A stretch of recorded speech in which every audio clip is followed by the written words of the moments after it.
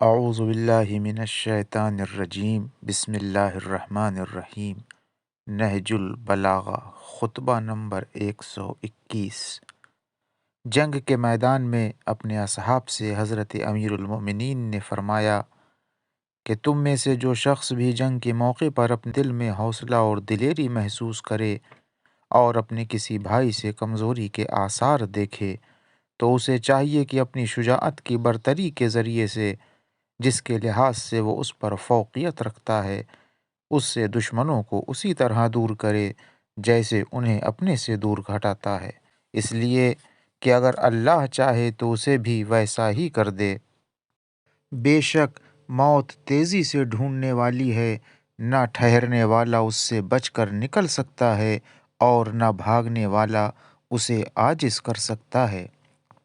بلا شبہ قتل ہونا عزت کی موت ہے، اس ذات کی قسم جس کے قبضے قدرت میں علی کی جان ہے کہ بستر پر اپنی موت مرنے سے تلوار کے 1000 وار کھانا مجھے آسان ہے۔ اسی خطبے کا ایک حصہ یہ بھی ہے کہ فرماتے ہیں کہ میں تمہیں دیکھ رہا ہوں کہ تم شکست و ہزیمت کے وقت اس طرح کی آوازیں نکال رہے ہو جس طرح سوسماروں کے ازدحام کے وقت ان کے جسموں کے رگڑ کھانے کی آواز ہوتی ہے۔ نہ تم اپنا حق لیتے ہو اور نہ توہین آمیز زیادتیوں کی روک تھام کر سکتے ہو، تمہیں راستے پر کھلا چھوڑ دیا گیا ہے۔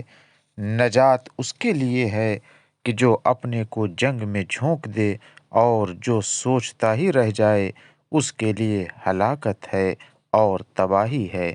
وآخر دعوانا ان الحمد للہ رب العالمین۔